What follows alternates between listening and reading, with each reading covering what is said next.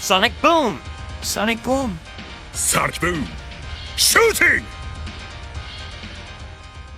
After uploading and viewing the strength of modern Guile with instant charge, I decided to try it out a bit, but even after a decent amount of time, I went back to classic. Time went by and I looked at another guide I made way back and started to think that this might be the middle ground I want to get: Sonic Boom, charge and speed. But before we start, if you get any value out of this video, please leave a like and subscribe if you are interested in more Guile related topic. Now let's get into this video. This is from a previous analysis video on how efficient modern Guile can be when you never lose a frame in charge. If you don't have the charge needed in modern, a Sonic blade will come out instead. As you can see here, as long as Guile keeping the G-spot distance, even when moving around, Guile will always be able to throw the next Sonic Boom as soon as the one before collides.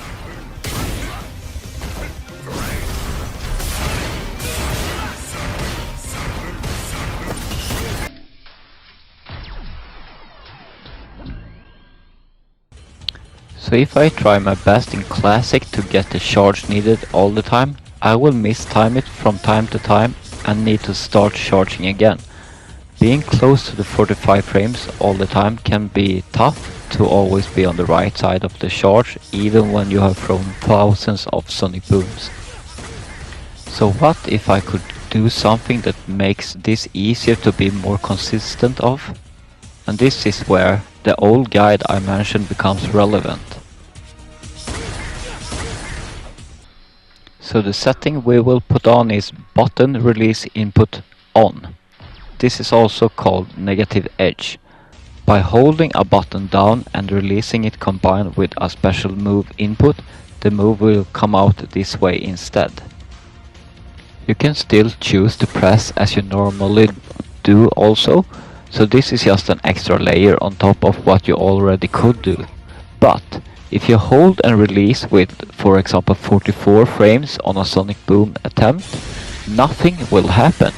But if you also instant press the button again after release, you get 2 attempts on getting the correct input needed. So now when I try the hold and release input instead and instant press punch again, it overall feels like the game tolerates the input of these tighter frames much more.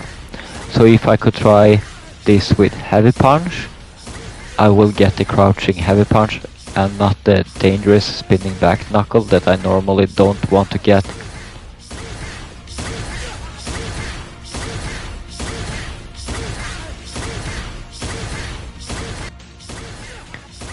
In modern, when not having the correct frames needed, you get the Sonic Blade, which can be dangerous also as a misinput.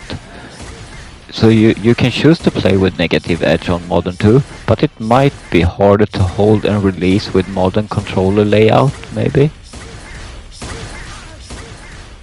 So the video I got this idea from is actually on how to drive rush into Sonic Boom and Flash Kick. I think it's only practical to learn with negative edge, and up until this time I have not played with negative edge on.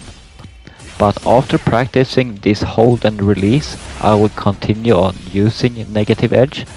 For those who are interested in the drive rush into Sonic Boom, I have another video on the topic that you can find in the comment and description below this video.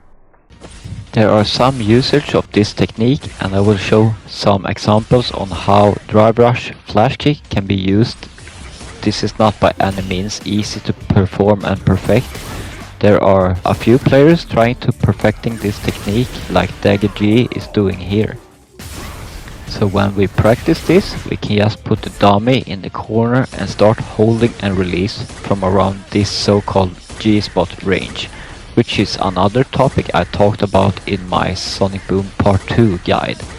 Try to feel when you can release the next Sonic Boom. Usually around after finishing the word shooty is a good amount of frames if you holding down back instant, which is I highly suggest doing so you can charge flash kick at the same time.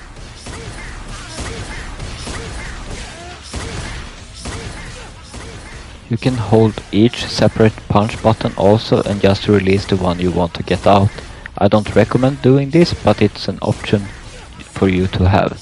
The reason why I have not played with negative edge on before is because sometimes I get inputs or combos I did not intend to get. For example, standing heavy punch into sonic boom instead of cancelling into a drive rush correctly. You can still use any other button even if you are holding down a punch button, so you can still use bazooka knee for correct spacing or maybe a standing heavy kick, so you are really not losing anything with a charged character using negative edge. Do you have any cool stuff to show? Come join the Discord.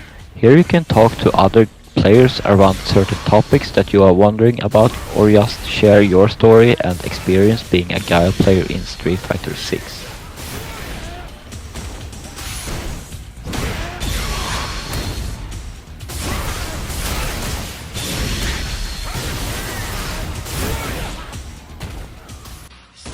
So practice this between matches if you are interested. It might feel easier to be more consistent with negative edge. I feel that it helps out in the tighter charge times, and I rather also get a more safe move such as crouching heavy punch or crouching light punch if it fail with the charge. From here on I will practice this to become even more consistent. All it takes is practice and try to improve. If you found this video useful, please leave a like, and if you want more Guile content, feel free to subscribe, and the Discord is also open for anyone interested in talking to more Guile players or to find a mirror match sparring partner. I hope you will have a wonderful day, and as always, shooty!